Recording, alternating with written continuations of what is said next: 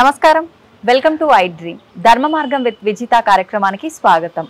అయితే దీపావళి అనగానే దీపాల కాంతులతో వెలిగిపోయే ఒక రోజుగా చెప్పుకోవచ్చు. అయితే శాస్త్ర ప్రకారంగా కనుక తీసుకుంటే దీపావళి పండగ అనేది 5 రోజులుగా జరుపుకునే ఒక సాంప్రదాయం అయితే ఉంది.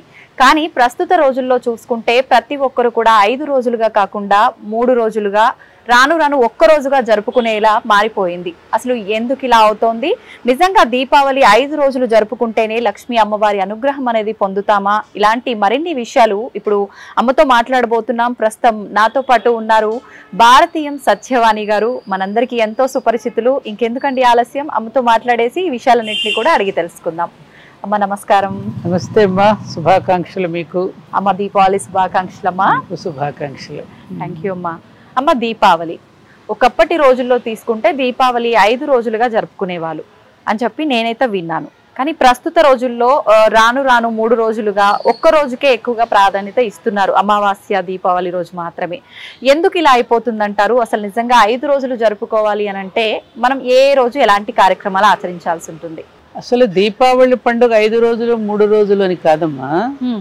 దీపావళి పండుగ దసరా పండుగకు కొనసాగింపు. ఓకే. దీపావళి పండుగ రోజు మనం ఏ పూజ చేస్తాం? లక్ష్మీ పూజ. మరి దసరాలప్పుడు ఎవరిని పూజ చేసాం?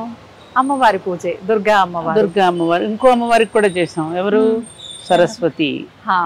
మూలా నక్షత్రం రోజు అవును సరస్వతి అమ్మవారికి పూజ చేసాం. అవునమ్మా. మెయిన్ గా ఎవరికి చేసాం? శక్తి స్వరూపుడైనటువంటి పార్వతీ అమ్మవారి పూజలు వివిధ రూపాల్లో కొలుచుకున్నాం. అవును. మరి లక్ష్మీ సంగతి ఏమిటి? ఆ లక్ష్మీదేవి పూజే ఇప్పుడు జరుపుకుంటున్నాం. కాబట్టి దసరా పండుగకు కొనసాగింపే దీపావళి. కానీ ఈ సంగతి చాలా మందికి తెలియదమ్మా. అందుకని సరస్వతి పూజ రోజున చాలా పెద్ద ఎత్తున చేసుకుంటాం. మూలా నక్షత్రం రోజు. అవునమ్మా. ఆ సమయంలో లక్ష్మీ అవతారంగా మనం ఊరికి కొలుచుకుంటాం. కానీ లక్ష్మీ పూజ ఘనంగా ఎక్కడ జరుపుకుంటాం? ప్రత్యేకంగా లేదమ్మా. ప్రత్యేకంగా అసలు పోషణకర్త ఆవిడే కదా. మరి ఆవిడకి జరుపుకోకపోతే ఎట్లా? అందుకని అమ్మవారు, లక్ష్మీ అమ్మవారు అంటే ఎవరు? ప్రకృతి. అందుకని ప్రకృతికి ప్రతీక అయినటువంటి లక్ష్మీ అమ్మవారి యొక్క పూజ దీపావళి పండుగ రోజు జరుపుకుంటాం. నువ్వు అన్నట్టుగా 5 రోజులు కాదు, ముఖ్యంగా 3 రోజులు ఎక్కువగా గుర్తొస్తుంటాయి మనకి. అవునమ్మా. ధనత్రయోదశి. ధనత్రయోదశి అంటున్నావు. దేనిని ధనం అంటారు?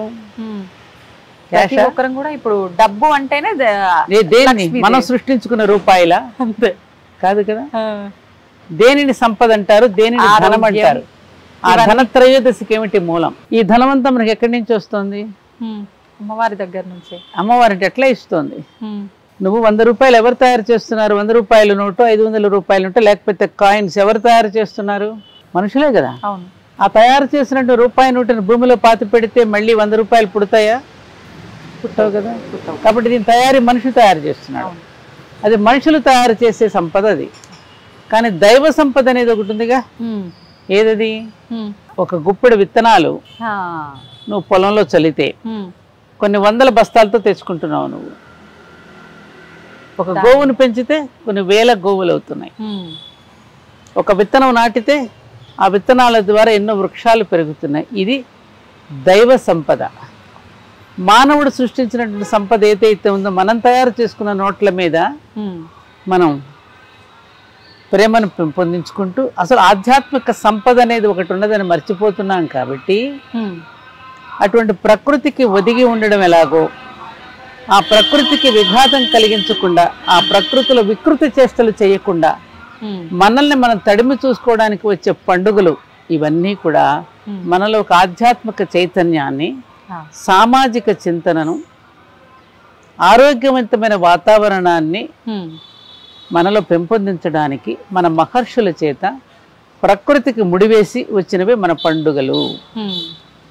అందుకని ఆ రోజున ధనత్రయోదశి విపరీతమైన అడ్వర్టైజ్మెంట్స్ వచ్చేస్తున్నాయి. బంగారం కొనాలి అని. బంగారం కొనమని చెప్పలా, నీకున్నటువంటి సంపదను 10 మందికి పంచిపెడితే పుణ్యం అని చెప్పాను తప్ప, నువ్వు బంగారం కొట్టుకుని లాకర్లో పెట్టుకుని బీరువాల్లో పెట్టుకుంటే నీకేమీ ఒరిగేది లేదు.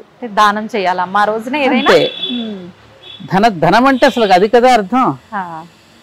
కాబట్టి ధనత్రయోదశి అంటే ఏమిటంటే అందుకని మనం పండుగలు చేసుకున్నప్పుడు చేసుకున్న పిండి వంటలు కానీ మనం వండుకున్న పదార్థాలు కానీ 10 మందికి పెట్టి మన సంతృప్తి పడతాం. 10 మందికి పెట్టేదే సంపద. ఏదో లోగా చెప్పినట్టు ఏదో సంపాదించిన దాంట్లో దశభాగం ఇవ్వమని చెప్పి మనం పోగు చేసుకునే మతం కాదు మనది. మనం నిరంతరము చేసుకునే పండుగల వల్ల హిందువులలో ఎన్ని పండుగలు ఉన్నాయి? సంవత్సరం అంతా పండుగలు, ప్రతి నెల పండుగే, మనకి ప్రతిరోజు పండుగే. ఇప్పుడు తిథులు ఎన్ని ఉన్నాయి? అన్ని తిథులలోనూ పండుగలు ఉన్నాయి చూడమ్మా, పాడ్యం నుంచి. అట్లా తదియ, విధియ, అలాగే చవితి, వినాయక చవితి, అట్లాగే మనకి పంచమి, ఋషి పంచమి, ఇలా చూసుకుంటే మీకు ప్రతి తిథి నాడు మనకు పండుగలు. దీపావళి, అమావాస్య, వైకుంఠ ఏకాదశి, ఇలా చూసుకుంటే ప్రతిరోజున పండుగగా జరుపుకోవడం వల్ల మనం సంపాదించిన ధనాన్ని 10 మందికి మనకు తెలియకుండానే రొటేట్ అవుతోంది. ఇది మన హిందువులలో ఉన్న గొప్పతనం. నీకు తెలియకుండానే నువ్వు సంపాదించిన ధనం పరోక్షంగా చాలా మందిని బ్రతికిస్తోంది. నువ్వు బ్రతుకుతూ 10 మందిని బ్రతికించటం ఎట్లాగో మన ఋషులు మనకు పండుగల రూపంలో నేర్పించారు. అందుకని ఏం చేశారు? ఒక తాయిలం చూపించారు, మన పుణ్యము అనే తాయిలం. ఇది చేస్తే నీకు పుణ్యం వస్తుంది అని. అప్పుడే చేస్తాం కదా. అప్పుడే చేస్తాం, ఎందుకంటే భగవంతుడు అన్ని 2 ఇచ్చాడు. 2 కళ్ళు, 2 నాసిక రంధ్రాలు, 2 చెవులు, అన్ని 2 ఇచ్చి నోరు మాత్రం ఒక్కటే పెట్టాడు మనకి. అది కూడా 2 పెట్టాడు అనుకో, ఏమవుతుంది? అంతా మనమే తినేస్తాం. అందుకని సూచనగా నోరు మాత్రం ఒక్కడే పెట్టి ఎదుటివాడి నోటికి కూడా అందించమని చెప్పడానికి మనకి పండుగల రూపంలో 10 మందికి పంచిపెట్టేటటువంటి గొప్ప సంస్కృతిని పండుగల రూపంలో అందించారు. మీరు పల్లెటూర్లకు వెళ్ళండి, పండుగలు, సంక్రాంతి, దీపావళి పండుగలు కానీ చూస్తే గ్రామంలో ఉండే అన్ని వృత్తుల వాళ్ళని భోజనాలకి పిలిచి అందరూ కలిసి భోజనం చేస్తారు.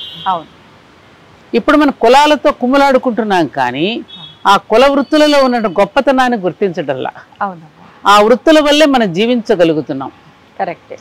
ఈ కుల వృత్తులలో ఉన్న వాళ్ళు ఏ ఒక్కరు లేకపోయినా మనకు జీవితం నడవదు, గడవదు. అవునా కదా? సృష్టి కూడా నిలవదు అసలు. అందుకని అందరినీ ఆదరించడం కోసం, అందరినీ గౌరవించుకోవడం కోసం, పరస్పరం సహకరించుకోవడం కోసం పండుగల రూపంలో సామూహికంగా భోజనాలు చేసి మనం వండినటువంటి పదార్థాలు అందరికీ పంచిపెట్టుకుంటూ ఆనందంగా చేసుకోవడాన్ని పండుగ అంటారు. అటువంటి పండుగలు దీపావళి పండుగ అనేటువంటిది చాలా ముఖ్యమైనటువంటి పండుగ. ధనత్రయోదశి రోజున మనం పిచ్చిగా బంగారపు కొట్లకి ఎగబడి అనవసరంగా దాన్ని పోగు చేసుకుని అనవసరంగా ఇక్కట్లు కొని తెచ్చుకోవడం కోసం కాదు. ఆ బంగారం కొనడానికి మళ్ళీ భర్తల్ని ఇబ్బంది పెట్టడం, ఆ భర్తలు మళ్ళీ లంచాలు తీసుకోవడం, రకరకాలు మళ్ళీ నగలన్నీ వేసుకుని ఏం చేస్తారు? 10 మందిలో ఇంకా కొంతమందిలో అసూయని పెంచడం, ఇంతే కదా జరిగేది. కాబట్టి ఏది ధనం, ఏది నిజమైన సంపద, అవన్నీ గ్రహించుకోవడానికి కోసమే ఎప్పటికప్పుడు మనల్ని మనం సరిచేసుకోవడం కోసమని ప్రకృతికి ముడివేసి మనకి పండుగలు అందించారు.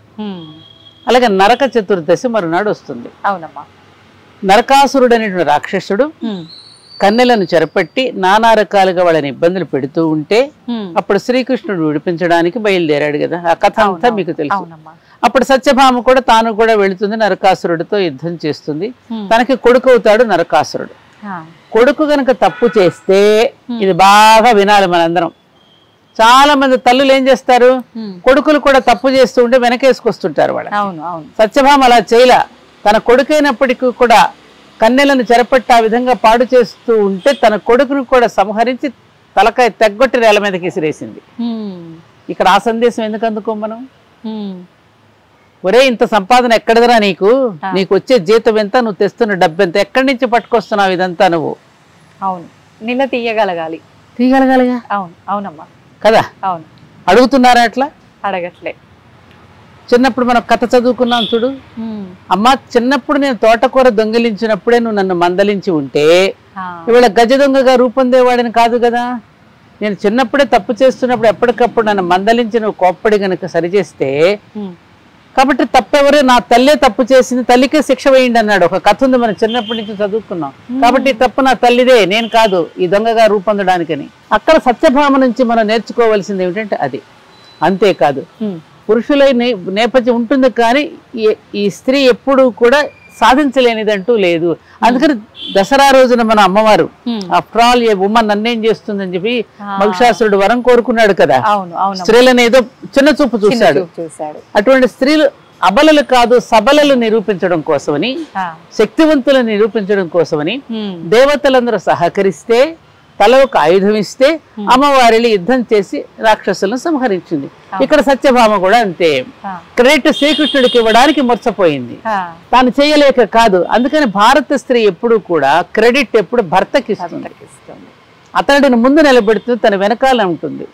వెనక ఉండి నడిపించేది పాలించేది అంతా కూడా స్త్రీయే అని చెప్పడం కోసం ఈ పండుగల తర్వాత కొనసాగింపుగా సత్యభామ కథ కూడా విన్నాం మనం.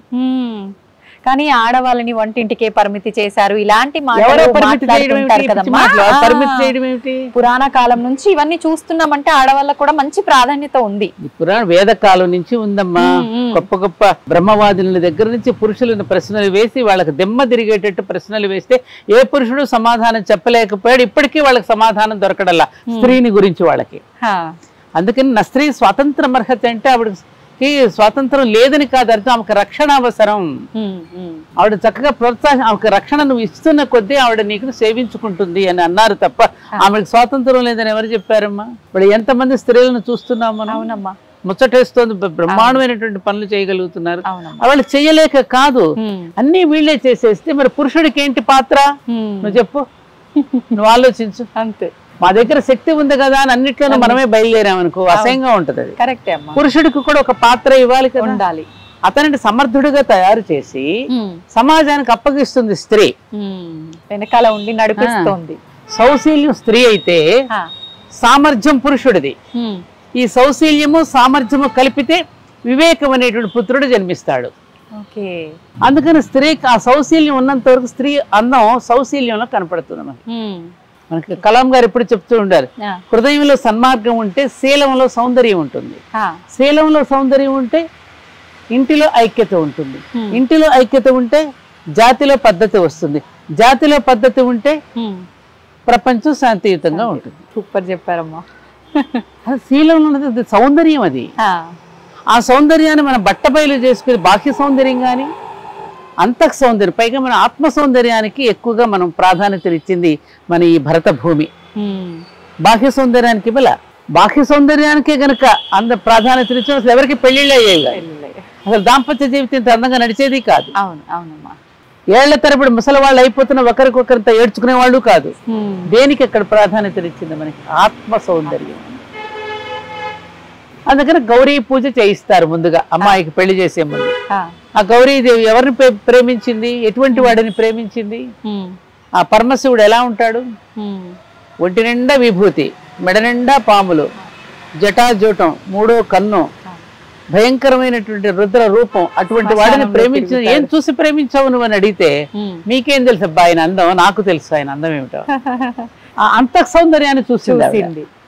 త్యాగం, మనందరి కోసం విషాన్ని తాగాడు చూడుతాను, కంఠంలో ముడుచుకుని ఆ అందాన్ని ప్రేమించింది. అలా జాతి కోసం ఆలోచించే వాళ్ళని ప్రేమిస్తుంది. అందుకని అక్కడ దేవీ దేవతల యొక్క పూజలో మనం గ్రహించవలసింది ఏమిటి? ఈ దసరా పండుగ, దీపావళి పండుగలలో పుష్పమాలలు, పత్రదళములు, పుణ్యజల అభిషేక కర్మలు, చందనము, కర్పూర హారతి మాత్రమే అమ్మవారికి సంతోషం కలిగించదు. శ్రేష్టమైన వ్యక్తుల కర్మమయ జీవనం ఏదైతే ఉన్నదో అది జగన్మాతకి ఇష్టం. ఈ పూజలు, ఈ వ్రతాలు, ఈ పండుగలు చేసుకునేటప్పుడు అమ్మవారికి చేసే అలంకరణలు, నైవేద్యాలు ఇవన్నీ అది మన తృప్తి కోసం మనం చేసుకుంటున్నాం, మన ఆనందం కోసం మనం చేసుకుంటున్నాం. కానీ ఆవిడకి కావాల్సింది ఎవరు? శ్రేష్ఠ వ్యక్తులు కావాలి, ధర్మాన్ని ఆచరించే వాళ్ళు కావాలి. ఇందాక నువ్వు ధర్మ మార్గం, ఆ ధర్మ మార్గంలో మనల్ని నడిపించడం కోసం అని చెప్పి పండుగల రూపంలో ఇలా పెట్టి మనల్ని ఎప్పటికప్పుడు మేలు కొలుపుతూ ఉంటాయి అన్నమాట. ఇవి గుర్తు చేసుకుంటూ ఉంటాయి. వినాయక చవితి రోజు నాకు కథ చదవడం ద్వారా 10 మందికి వినిపించడం ద్వారా ఏమి నేర్చుకున్నాం? తల్లిదండ్రులను పూజించడం ఎలాగో నేర్చుకున్నాం. దొరికిన సొమ్ముని మనం దాచుకోకుండా ప్రభుత్వానికి ఎలా అప్పగించాలో సమంతికి మనం కథ ద్వారా నేర్చుకున్నాం. గణపతి కుమారస్వామి యొక్క గాథను వింటుంటే సెయింట్స్ కి సైంటిస్టులకి ఉన్నటువంటి సామ్యాన్ని నేర్చుకున్నాం.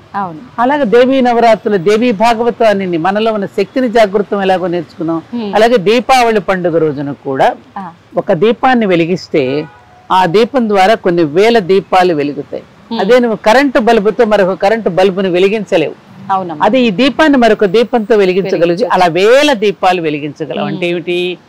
ఒక జీవితాన్ని ఉదాహరణగా తీసుకుని ఒక లాల్ బహదూర్ శాస్త్రిజీ, అబ్దుల్ కలాం, అంబేద్కర్, రుద్రమదేవి, ఝాన్సీ లక్ష్మి, రకరకాలుగా ఎంతో మంది గొప్ప గొప్ప మహానుభావులు జీవిత చరిత్రలు చదువుతున్నప్పుడు మనం కూడా అలా తయారు కావాలని అనుకోవడం మరో దీపం వెలగడం.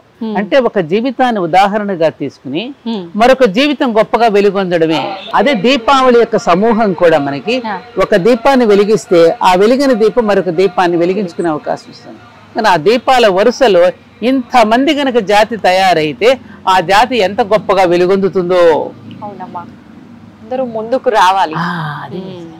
అందుకని ఆ రోజున ఇంకోటి ఏం చేస్తారు, నరక చతుర్దశి రోజున సాయంకాలం ఈ పరమార్థాలు మర్చిపోతున్నాం. అందుకే నీకు చెప్తున్నా నేను. సాయంకాలం నరక చతుర్దశి రోజున బలి దీపాలు అని పెడతారు. ఓకే, ఇవి యముడికి పెట్టే దీపాలమ్మా. చనిపోయిన వాళ్ళలో మన పూర్వీకులు, మన తాత ముత్తాతల వయసు స్నేహితుల్లో గాని మనకి జీవితంలో ఎంతో మంది మనకు సహాయపడుతూ ఉంటారు. అవును, సహకరిస్తూ ఉంటారు. మన ఎదుగుదలకు వాళ్ళు కారకులవుతారు. అటువంటి వారిని గుర్తు చేసుకుంటే వాళ్ళకు ధన్యవాదాలు చెప్పుకుంటూ వారి పేరిట ఒక దీపం వెలిగిస్తాం. మరి దానిలో ఎంత గొప్ప సంస్కారం ఉంది. అసలు వాళ్ళ కృతజ్ఞత అనేది ఉన్నదా? రాను రాను అన్ని మర్చిపోతున్నామమ్మా. ఆనాడు త్రేతాయుగులోనే రామచంద్రుడు పుట్టక ముందే ఉదయించింది ఈ ప్రశ్న. ధర్మజ్ఞశ్చ కృతజ్ఞశ్చ. అసలు ధర్మంతో బ్రతికేవాడు, కృతజ్ఞతతో ఉండేవాడు అసలు ఎవరైనా ఉన్నారా? ఎందుకు లేరయ్యా? ఉన్నాడయ్యా, ఉన్నాడు, ఇదిగో రామచంద్రుడు ఉన్నాడని రామాయణం కథ అక్కడి నుంచి మొదలవుతుంది. మరి అప్పుడు త్రేతాయుగులైనటువంటి క్వశ్చన్ ఉదయించినప్పుడు, ప్రశ్న ఉదయించినప్పుడు అసలు ఈ కలియుగంలో మరి ఎంత ఉండాలి? అందుకని మళ్ళీ సత్యయుగం ఆరంభం కావడానికి ముందుగా ఈ పండుగల రూపంలో ఇలాంటివన్నీ తెలుసుకుని జ్ఞానాన్ని మనం పొందడం కోసం అని చెప్పి, ఈ సందేశాన్ని ఇవ్వడం కోసం అని చెప్పి మనకి ఈ దీపావళి, దసరా పండుగలు వచ్చాయి. ఈ బలిద్వీపం అనేది ఒకటే దీపం వెలిగించాలమ్మా?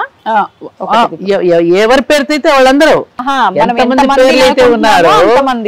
మా నాన్నమ్మ ఇంత బాగా చేసేది. మా నాన్నమ్మ లేకపోతే నేను అసలు చదువుకునేదనే కాదు, చదువుకునేవాడనే కాదు. మా అమ్మమ్మ నాకు ఇలా సహకరించిందండి. మా తాతగారు నా చదువు కోసం అని ఎంత ఇబ్బంది పడ్డారు. మా తల్లి, మా తండ్రి, ఎంతో మంది. అలాగే స్నేహితుల్లో ఉంటారు కొంతమంది, ఎంతో మంది స్నేహితులలో సహకరించే వాళ్ళు ఉంటారు. వాళ్ళందరినీ తలుచుకుంటూ అలా ఎన్ని దీపాలైనా పెట్టు నువ్వు. వాళ్ళందరినీ తలుచుకుంటూ వాళ్ళకి ఒక నమస్కారం చేసుకుని పెడతాం. మన గంగా నది తీరానికి వెళితే కూడా మన పూర్వీకులను తెలుసుకుని దీపాలు వదులుతాం కదా. అవునమ్మా, అలాగనమాట. అప్పుడు బలి దీపాలు పెడతారు. అయితే ఇప్పుడు వాళ్ళు వెళ్లే మార్గం మధ్యలో ఉంటారని చెప్పి విన్నానమ్మా. ఆశ్వయుజ మాసంలో వచ్చే మహాలయ అమావాస్య నుంచి ఈ దీపావళి అమావాస్య వరకు వాళ్ళు పితృదేవత. నిజమేనమ్మా అది? ఇప్పుడు సూర్యుడు నుంచి దేవతలమ్మ, చంద్రుడి నుంచి పితృదేవ మనం వచ్చామని కదా. అందుకని ఆ దేవతలు ఇప్పుడు మనం మామూలుగా మన భగవద్గీత, మన సిద్ధాంతం ప్రకారం ఆత్మకు చావు లేదని కదా. అందుకని వాళ్ళందరూ కూడా ఎదురు చూస్తూ ఉంటారు. లేకపోతే మనకి పోలికలు ఎక్కడి నుంచి వస్తున్నాయి? ఆ తాతగారి పోలికలు, ముత్తాత పోలికలు, మేనత్త పోలికలు, మేనమాంసాలు, ఇవన్నీ ఎందుకు వస్తున్నాయి? ఆ గుర్తులు, ఆ జీన్స్, ఆ జెనెటిక్ ఇవన్నీ వస్తున్నాయా లేదా? వస్తున్నాయమ్మా. కాబట్టి మరి వాళ్ళందరి యొక్క దీని వల్లనే కదా మనకి రూపం అనేది వచ్చింది. కాబట్టి వాళ్ళందరూ ఎదురు చూస్తుంటారు వీళ్ళు పెట్టేదానికని. అంటే ఏమిటి అక్కడ? ఆ పితృదేవతలను ఆరాధించడం ద్వారా, ఆ పితృదేవతలకు ఆశీస్సులు పొందడం ద్వారా మన జీవనయానం సుఖప్రదంగా నడుస్తుంది. మనకు వాళ్ళు మీడియేటర్స్ గా ఉండి ఆ దేవతలతో మనకందరికి అక్కడి నుంచి ఆశీస్సులు అందిస్తూ ఉంటే, ఆశీస్సులు అందుకుని మనం పెద్దలు ఎలా బ్రతికారో వాళ్ళలాగా మనం బ్రతకడం కోసం, ఆశీస్సులు పొందడం కోసం చేస్తాం. ఓకే అమ్మా, దీపావళి ఇప్పుడు నరకాసురుణ్ణి వధించటం వలన మనం విజయం పొందాము అని చెప్పి జరుపుకోవటము దీపావళి కాన్సెప్టా? లేదు అంటే నేను ఇంకొకటి విన్నా, రాముడు అయోధ్యకు తిరిగి రావటము, వాళ్ళంతా దీపాలతో ఆహ్వానం పలకటము, ఏ ఉద్దేశంతో జరుపు? అంటే అదే రోజున శ్రీరామచంద్రుడు కూడా పట్టాభిషిక్తుడు, అదే అక్కడ నుంచి సీతాదేవిని తరలి వచ్చి అయోధ్యకు చేరుకున్న రోజు కూడా దీపావళి రోజు అని చెప్పేసి కూడా ఆ రోజున అయోధ్య నగరం అంతా అలంకరించుకుని దీపాలు వెలిగించుకున్నారనేది కూడా మనకి రామాయణం ద్వారా మనం తెలుసుకున్న విషయం. కాబట్టి ఏది ఏ విజయం సాధించినా, ఎవరు ఏ విజయం సాధించినా ఆ విజయానికి సంకేతంగా మనం సంతోషాన్ని ఎలా వ్యక్తం చేస్తాం? మనం కూడా చూడు, చాలా మంచి విషయం ఉన్నప్పుడు చప్పట్లు కొడతాం, మనకు మనమే, మన మనసు కూడా డాన్స్ చేస్తూ ఉంటుంది. నిజమమ్మా, అవునా కదా? మనకే మనం పాట పాడుకుంటూ ఉంటాం. దాన్ని వ్యక్తం చేయడానికి ఏదో ఒక రూపంలో బహిర్గతం కావడానికి వస్తుంది. అలా ఆ సంతోషాన్ని వ్యక్తం చేయడానికి రకరకాల ప్రక్రియలు. అందుకని ఆ సంతోషాన్ని వ్యక్తం చేయడానికి ఆనందంతో మన కంటి చూపుకి కళ్ళకు ఆనందాన్ని కలిగించేది దీపం. ఆ దీపాన్ని చూడగానే ఆ వెలుగు మొగ్గను చూడగానే మన కళ్ళల్లో ఒక రకమైనటువంటి ఆ నర్వస్ కూడా యాక్టివేట్ అవుతాయి. ఆ దీపాలు వెలిగించుకోవడం ద్వారా, ఆ వెలుగుతున్న దీపాన్ని చూడడం ద్వారా మన కంటికి కూడా కాంతి పెరుగుతుంది. ఇదంతా సైన్స్, ఇది ఆరోగ్యం. అవునమ్మా. అట్లాగే ఆనందాన్ని వ్యక్తం చేసుకోవడానికి ఇదిగో ఇప్పుడు ఇది మనం పెట్టుకున్నది, శాస్త్రంలో ఎక్కడ లేదు. కానీ ఈ మనుషులు మనం చక్కగా తయారు చేసుకునే తారాజువలు ఉంటాయి కదా, చిచ్చుబుడ్లు, కాకర పువ్వొత్తులు, మతాబులు, ఇవన్నీ కాల్చుకొని చప్పట్లు కొడుతూ ఆనందిస్తాం. అంటే మనం ఆనందిస్తూ ఉన్నప్పుడు మన శరీరంలో మనకు అలాంటి హార్మోన్స్ రిలీజ్ అయ్యి అనుభూతిని కలిగించినప్పుడు ఆ అనుభూతి కక్షలలో నుంచి మనకు ఎంతో ఆనందమైనటువంటి ఒక అనుభూతిప్రదమైనటువంటి ఏమంటారు దాన్ని, ఒక ఆనంద భాష్పాలు వస్తూ ఉంటాయి. అందరం కలిసి ఒకరినొకరు ఆలింగనం చేసుకుని పండుగను సరదాగా జరుపుకుంటాం. కాబట్టి ఆ ఆనందంలో ఒకలాంటి ఆరోగ్యం వస్తుంది మనకి. ఆనందంలో ఆరోగ్యాన్ని పొందడానికి కూడా ఆరోగ్య సూత్రాలను కూడా ఇందులో ఇనుమడింపజేశారు పండుగలలో. మళ్ళీ ఎందుకని ఆ పండుగల్లో మనం పెట్టే నైవేద్యాలు భగవంతుడికి ఇది ఇష్టమని చెప్పి ఆ పండుగల సమయంలో మనం చేసే పిండి వంటలు ఏవైతే ఉంటాయో ఒక్కొక్క పండుగకి ఒక్కొక్క రకమైనటువంటి పదార్థాన్ని పెట్టడం ద్వారా వర్షాకాలంలో మనకు వచ్చేటటువంటి వైరల్ ఫీవర్స్ అని రకరకాల అనారోగ్య సమస్యలు వాటన్నింటినీ కూడా మనం పోగొట్టుకోవడానికి కావలసినటువంటి ఔషధాలతో కూడినటువంటి వాటిని మన చేత భుజింపచేసి మనల్ని ఎప్పటికప్పుడు ఆరోగ్యవంతులు చేయడానికి, సౌభాగ్యవంతులు చేయడానికి ఇలా పెట్టారు.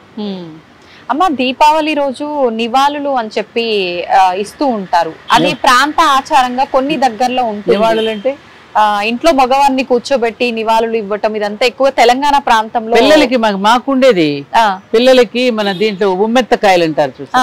అవునమ్మా. ఉమ్మెత్త కోసి దీపం వెలిగించి పెట్టి గుమ్మటం తయారు చేసి పిల్లల చుట్టూ తిప్పేసి దిష్టిలాగా పిల్లల చుట్టూ తిప్పి వేలాడేస్తారు. నువ్వు అన్నట్టుగా ఈ పండుగలన్నీ ఒక ప్రాంతానికి ఒక్కొక్క సంప్రదాయం. అవునమ్మా, కరెక్ట్. అయితే అమ్మా, ఆ రోజు స్నానం చేసే విధానం కూడా, అంటే ఒంటికి నలుగు పెట్టుకొని నువ్వుల నూనె ఇదంతా కూడా నువ్వుల నూనెలో లక్ష్మీదేవి ఉంటుందని, నువ్వుల నూనె శరీరానికి మర్దన చేస్తే మన శరీర కోశాలలో ప్రతి నాడులలోకి ద్వారా వెళ్ళి ఆ నువ్వుల నూనె పెట్టుకున్న తర్వాత మనం ఆ సునిపిండితో నలుపుకుని స్నానం చేయడం ద్వారా మళ్ళీ బాడీ యాక్టివేట్ అవుతుంది. మనలో ఉన్న ఏమంటారు డీటాక్సిన్ ఇది అంటారు కదా, అవన్నీ పోగొట్టడం కోసం అని చెప్పి మాడుకు నువ్వుల నూనెతోనే పిల్లలకి చక్కగా మర్దన చేసి నరక చతుర్దశి రోజున తలస్నానం చేసి, నరక చతుర్దశి రోజున తలస్నానం చేస్తారు. అందుకని నువ్వుల నూనెకి ఆ ప్రాముఖ్యత, లక్ష్మీదేవి అందులో ఉంటుంది. ఇప్పుడు పిల్లలు అడుగుతారు, ఇప్పుడు ఈ కాలంలో చెప్పడం పర్సానిఫికేషన్ అమ్మ, ఒక సంపద, ఒక దీనికి ఒక పేరు పెట్టాం మనం. భూమాత అన్నాం, గోమాత, తిరుగాడే గోమాత ఉన్నది, ప్రకృతి మాత, భారత మాత. అంటే ఒక దీనికి ఒక పర్సానిఫికేషన్ అనమాట. అంటే ఏంటి, ఒక ధర్మం అనేటటువంటిది ఎలా ఉండాలంటే రాముడుగా దిగి వస్తే ధర్మం అంతే. చెట్టు తత్వం పండులో దిగి వచ్చినట్టుగా, చెట్టు తత్వం ఒక పువ్వులో దిగి వచ్చినట్టుగా, సృష్టిలో ఉన్న ఒక తత్వం అంతా ఒక దాంట్లో దిగి వస్తుంది కదా. ఆ తత్వానికి మన మాతృస్వరూపంగా భావించుకుని పూజ చేయటం అనేటువంటిది మనకి సంప్రదాయంగా వచ్చింది. అలా అయితేనే మనకు అర్థం అవుతుంది కదా. అందుకని లక్ష్మీదేవి నూనెలో ఉంటుంది అని అంటే అక్కడ ఏమిటి, లక్ష్మి అంటే ఏమిటి, సంపద. దానిని మనం ఆచరించడం ద్వారా ఏం జరుగుతుంది మనకి, ఆరోగ్యమే మహాభాగ్యం అని ఎందుకన్నారు, సంపదేగా మరి. అవునమ్మా. అందుకని ఆ సంపదని ఈ వివిధ రూపాలలో మనకు గోచరింపచేటట్టు చేశారు. అందుకని ఆ తిల దీపాలు వెలిగించడం ద్వారా ఆ దీపం వెలుగుతూ ఉన్నప్పుడు ఆ దీపంలో ఉన్నటువంటి నూనె హరించుకుపోతూ ఉన్నప్పుడు ఆ దీప ఆయిల్లో ఉన్నటువంటి ఆ ఇదైతే ఉన్నదో ఏమంటారు దాని ఔషధ గుణాలు, అది వాతావరణంలోకి వెళ్ళి వాతావరణం బాగుంటుంది. దీపాలు వెలిగించడం కూడా నువ్వుల నూనెతోటే వెలిగించాలా? నువ్వులు ఎక్కువగా మనం నువ్వుల నూనెతోనే వెలిగిస్తాం. ఆవు నెయ్యి, ఎంతమంది ఆవు నెయ్యి పెట్టగలుగుతారు? స్తోమత ఉండదు. అమ్మ, మరి దీపావళి రోజు శాస్త్ర ప్రకారంగా ఆచరించాల్సిన నియమాలు ఏంటమ్మా? ఆ రోజు మనం లక్ష్మీ అమ్మవారి పూజ అయితే ఏంటి, ఇంకా ఎటువంటి ఆచారాలు ఉంటాయి? ఒకటమ్మా, ఈ ఆచారాలు వ్యవహారాలు వచ్చేసరికి ఇదే ఇథెంటిక్, ఇలాగే ఆచరించాలి అని మనం ఏది చెప్పలేం. ఇందాక నువ్వు అన్నట్టుగా ప్రాంతాల వారీగా ఒక్కొక్క ప్రాంతానికి ఒక్కొక్క ఆచారం ఉంటుంది. మెయిన్ గా మన దీపాలు అనుకున్నాం, దీపాలు అనగానే మట్టి ప్రమిద, అది భూమికి ప్రతీక. భూమి ఒక ప్రమిద మీద ఇంకొక ప్రమిద పెడతాం, రెండు వెలిగించి భూమి మీద పెట్టి మన అంటే మన దేహానికి ప్రతీక ప్రమిద. దాంట్లో ఉండేటటువంటి ఆయిల్ మన మనసు, ఆ ఒత్తి మన బుద్ధి. ఓకే. ఆ బుద్ధి వెలుగుతూ ఉన్నంతసేపు అరే నీ బుద్ధి ఉందా లేదా అంటాం మనం. ఆ బుద్ధి వెలగాలిగా, అది వెలుగుతూ ఉంటే అవతల వాడికి కూడా ఆనందం. ఆ వాతావరణంలో ఒక రకమైనటువంటి ఒక పరిశోధన జరుగుతుంది. ఆ దీపాలను చూస్తున్నప్పుడు మనకు ఆనందం కలుగుతుంది. రెండోది ఏమిటంటే అందరం కలిసిమెలిసి పండుగలు ఒక కలివిడితనం ఏర్పడుతుంది. ఆడపిల్లలు చక్కగా పట్టు పరికిణి వేసుకుని, ఓణి వేసుకుని, చక్క వాలుజడ వేసుకుని ఏమ్మా ముగ్గులు దీపాలలో సవరిస్తూ పెట్టుకుంటూ పోతూ ఉంటాయి. ఇల్లు ఎంత కళకళలాడుతుంది. అవునమ్మా, ఎంత ఆనందంగా ఉంటుంది. నిజంగా నువ్వు ప్యాంటు షర్ట్ వేసుకుని దీపం పెట్టి ఎలా ఉంటుంది, అదే ఒక చక్కగా చీర లంగా జాకెట్టు వేసుకుని మంచి జడ వేసుకుని బొట్టు పెట్టుకుని చేతులకి గోరింతాకు పెట్టుకుని పాళ్ళకి పాదారం పెట్టుకుని అమ్మాయిని చూస్తే ఎలా అనిపిస్తుంది మనసుకి? అమ్మవారే తిరుగుతుంది అన్న. అవును, అమ్మవారి. అందుకని అమ్మాయి పుట్టగానే ఎవరితో పోలుస్తారు? మా ఇంటికి లక్ష్మీదేవి వచ్చి. మరి ఎందుక లక్ష్మీ కళని ఎందుకు పోగొట్టుకుంటున్నాం? అవునమ్మా. లక్ష్మీ కళ మంచిదా ప్రేత కళ మంచిదా? లక్ష్మీ కళే మంచిది. మరి ప్రేత కళతో ఎందుకు కనపడాలి మనం? లక్ష్మీ కళతో ఎందుకు కనపడాలి? ఫ్యాషన్ అనమ్మా రోజు రోజుకి. అదే అదే ఫ్యాషన్ రెండు వచ్చినాయి. అదేమ్మా పండుగలు. అయితే అమ్మా ఆ రోజు ప్రత్యేకించి చిన్న చిన్న వ్యాపార సంస్థల నుంచి చిన్న బండి పెట్టుకున్న వాళ్ళ దగ్గర నుంచి పెద్ద వ్యాపారస్తుల వరకు కూడా చాలా ఘనంగా జరుపుకుంటారు లక్ష్మీ పండుగ అనేది. ఆ రోజు ఎక్కువగా చూస్తే మార్వాడీస్ ఇంకా ఘనంగా చేసుకుంటారు. ఎందుకనమ్మా? ఆ రోజున వాళ్ళు ఉంటాయి కదా ప్రతి సంవత్సరం వేసే లెక్కలని, దస్తావేజ్ ఏమంటారు దాన్ని, పట్టి రాసుకుంటారు కదమ్మా. వాటన్నింటిని సరిది ముగించి కొత్త పుస్తకం మళ్ళీ తెరిచి ఆ సంవత్సరం లెక్కలన్నీ రాసుకుని అదేను కదా ధనత్రయోదశి, ధనం. లక్ష్మి అంటేనే ధనంతో మనం పోల్చుకుంటాం కదా. జ్ఞానంతోనేమో సరస్వతి, శక్తి ఏమో గౌరీదేవి. అందుకని మనం ఏమంటాం ప్రొద్దున్నే లేవగానే కరాగ్రే వసతే లక్ష్మి, కరమధ్యే సరస్వతి, కరమూలేతు గౌరీచ, ప్రభాతే కరదర్శనం. ఈ మూడు మనలో ఉన్నాయి కదా. ఇప్పుడు మాట్లాడుతున్న సౌండ్ సరస్వతి, కనిపిస్తున్న రూపం లక్ష్మి, నడుస్తున్నటువంటి శక్తి గౌరీదేవి. మన దేహంలో లేవా? శక్తి లేకపోతే నువ్వు నడవగలవా? లేదమ్మా. సౌండ్ లేకపోతే నువ్వు మాట్లాడగలవా? లేదు. రూపం లేకపోతే నువ్వు నిలవగలవా? లేదు. అందుకని సృష్టికర్త్రి, స్థితికర్త్రి, లయకర్త్రి, మూడు ఆవిడే. అందుకని ముగ్గురికే జరిగింది పూజ. అంటే ఎవరికి ప్రాధాన్యత ఉన్నదమ్మా పండుగల్లో? పురుషుడికా స్త్రీకా? అమ్మవారికి, స్త్రీకే శక్తి. మరి అది గమనించుకోవాలి కదా. అవునమ్మా. అవునా కదా? అవును. అది అమ్మా ఒకప్పటి కాలంలో ఈ ఇప్పుడు ఏదైతే టపాకాయలు పేలుస్తున్నామో అసలు వీటి బదులుగా ఏముండేదమ్మా? అంటే ఆ రోజు అలక్ష్మిని శబ్దం చేసి పంపించి లక్ష్మిని ఆహ్వానించే వాళ్ళము దీపాల వెలుగులతో అని చెప్పి అంటారు కదా. ఇప్పుడైతే రకరకాల లక్ష్మిని ఆహ్వానించట్లా, జ్యేష్ఠాదేవిని ఆహ్వానిస్తున్నాం. జ్యేష్ఠాదేవి తెలుసుగా? అవునా? లక్ష్మీదేవికి అక్కయ్య సోదరి. అవునా? అవును. ఒకసారి ఇట్లాగే లక్ష్మీదేవిని జ్యేష్ఠాదేవికి పోటీ పెట్టి వీళ్ళిద్దరిలో ఎవరు బాగున్నారు అని అడిగితే రుక్మిణి ఎవరు అనుకుంటా, ఎవరు సమాధానం ఎవరు చెప్పారు? రుక్మిణి అనుకుంటా. లక్ష్మీదేవి వస్తుంటే బాగుంది, జ్యేష్ఠాదేవి వెనక్కి వెళుతుంటే బాగుంది అనేది. ఎక్కడ నొప్పించకుండా మాట్లాడింది. ఈవిడ వస్తుంటే బాగుంది, ఈవిడ వెళుతుంటే బాగుంది అంటే అర్థం ఏమిటి? ఆమెను పంపించాలి అని డైరెక్ట్ గా చెప్పకుండా అలా చెప్పింది. ఆ జ్యేష్ఠాలక్ష్మి అంటే ఎవరు? మనం దరిద్ర దేవత అని అలక్ష్మి అని మాట్లాడుకుంటాం. అందుకనే మనకి ఎక్కడ ఉంటుంది లక్ష్మి అని చెప్పారు?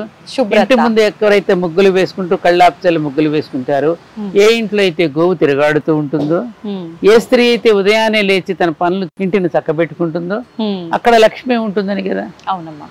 చిన్నప్పుడు మేము చూసాం. మా ఈ దీపావళి పండుగ వస్తోంది అంటే మా అమ్మగారు వీళ్ళందరూ చక్క ఇళ్ళంతా శుభ్రం చేసేసి గుమ్మం దగ్గర ఒక అద్దం, కుంకుమ భరిణ, మందార పూలు పెట్టేవారు. అవన్నీ మేము చిన్నప్పుడు చూసాం కదా, ఒక ఆనందం కలిగించేది. ఎందుకమ్మా ఇలా పెడతారు అంటే సాయంకాలం లక్ష్మి వచ్చే వేళ కదమ్మా, మన ఇంట్లోకి వచ్చేటప్పుడు బొట్టు పెట్టుకుని అద్దంలో చూసి బొట్టు పెట్టుకుని లోపలికి కాలు పెడుతుంది అనేవారు. ఆ ఫీలింగ్ ఎంత బాగుంది. అవును అవును, చాలా బాగుంది. తప్పకుండా పెడతారు వాళ్ళు. ఇప్పుడు అవన్నీ ఎక్కడ ఉన్నాయమ్మా? ఇప్పుడు పసుపుకి గడపకి పసుపులు రాసేవారు కదా, ఇప్పుడులాగా పెయింటింగ్స్ లేవుగా. అప్పుడు లేవమ్మా. అది లక్ష్మీ కళ అంటే అది ఆ సంపద, ఆనందం. ఏది సంపద? కాబట్టి మన దేశంలో సంపద అంటే ఆధ్యాత్మిక సంపద, నిజమైన సంపద. ఇది ఏది మనతో రాదు. ఉన్నంత వరకు పరిశుభ్రంగా ఉంటూ, క్లీన్లీనెస్ ఈజ్ గాడ్లీనెస్. ఎక్కడైతే పరిశుభ్రత ఉంటుందో అక్కడ లక్ష్మి ఉంటుంది. అందుకని ఇంటిని పరిశుభ్రంగా చేసుకుని, గృహలక్ష్మి అంటే ఇల్లాలు. అందుకని ఇల్లాలు లేని ఇల్లునేమో దేంతో పోల్చారు? ఇంటిని చూసి ఇల్లాలని చూడని ఎందుకన్నారు? అవునమ్మా కదా. అందుకని పరిశుభ్రత ఉన్న చోట లక్ష్మి తారసపడుతుంది, లక్ష్మి తాండవిస్తుంది అని చెప్పడానికి ఈ ఆచార వ్యవహారాలలో మనకి ఇవన్నీ, ఈ పరిశుభ్రతను పాటించడం, పండుగలు ఎలా జరుపుకోవాలో చెప్పి 10 మందికి పంచిపెట్టడం ఎలాగో ఇవన్నీ చెప్పారు. అమ్మా ఆ రోజున కేదారేశ్వర నోము అని చెప్పి ఆచరిస్తూ ఉంటారు, చాలా మంది చేసుకుంటారు. ఇది వంతన ఉండాలా అమ్మా ఈ నోము నోచుకోవడానికి? నాకు పెద్దగా తెలియదు. ఈ నోములు వ్రతాలలో చాలా చాలా వస్తాయమ్మా. దాని గురించి నేను పెద్దగా అంత చేసుకుంటారు చాలా మంది కేదారేశ్వర. అమ్మ మరుసటి ఈ వ్రతాలన్నీ కూడా ఏటా వాళ్ళ సాంప్రదాయాన్ని ప్రకారంగా చేసుకుంటారు. వైభవలక్ష్మి వ్రతం అని, సంతోషం అనేటటువంటిదే అమ్మవారు. అందుకని సంతోషి మాత అని పేరు పెట్టారు. అందుకని సంతోషి మాత వ్రతం అని దాన్ని వ్రతంగా ఆచరించటం వల్ల ఒక ఉపాసన బలంతో వాళ్ళు కూడా అమ్మవారికి ఉన్నటువంటి లక్షణాలు వాళ్ళకు కూడా ఆపాదించుకోవడం కోసం పెట్టారు ఇవన్నీ. ఎందుకంటే బ్రహ్మ విష్ణు మహేశ్వరులే కదా, ఆ త్రిమూర్తులే కదా మనకి. ఆ త్రిమూర్తుల యొక్క వ్రతాన్ని కూడా అలా చేసుకోవడం ద్వారా, ఆ వ్రతాన్ని ఆచరించడం ద్వారా వాళ్ళు ఒక పొందేటటువంటి వాళ్ళు కోరుకున్నటువంటి కోరికలు కానివ్వండి, భగవంతుడి యొక్క అనుగ్రహం పొందడానికి వివిధ రూపాల్లో వాళ్ళు ఆచరిస్తారు.